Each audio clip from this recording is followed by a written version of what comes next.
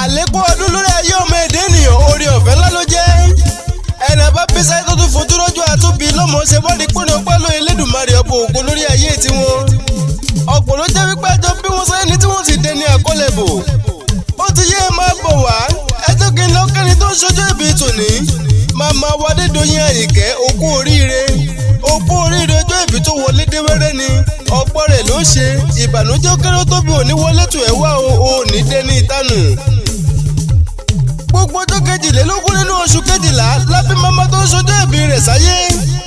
inú tí ọjọ́ ìbí tó wá ṣe kókó ara mi mo fẹ́ kẹ́ gbà bẹ́ẹ̀.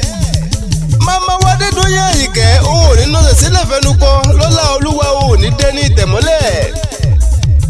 Ó kárí Ìkòyí ẹ̀ṣọ́ ọmọ dídẹ̀dógún ìyọ́bìn lólú ọlọ́tẹ̀ èkì ọmọ lérí ikú kọgún Ìkòyí ẹ̀ṣọ́ ọmọ ẹlẹ́rù fìsànfìsàn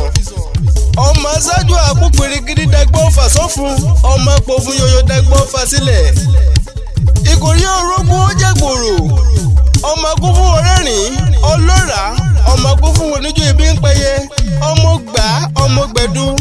ogun àjàwẹ̀ ló múlẹ̀ Oníkòyí wù mí gbé ogun ojoojúmọ́ ló múlẹ̀ bàbá wọn sún mi lọ ogun burú Ìkòyí òdélé pé ogun burú Ìkòyí òpẹ́ra wọn lórúkọ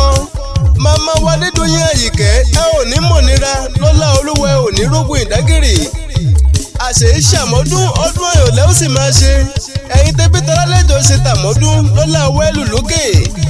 bọ́mọ́ bí lẹ́rù wípé tẹ̀lẹ́ni tó ń kọrin ewì yìí ẹ jẹ́ kó yẹ òpá bólúwa jí yín ni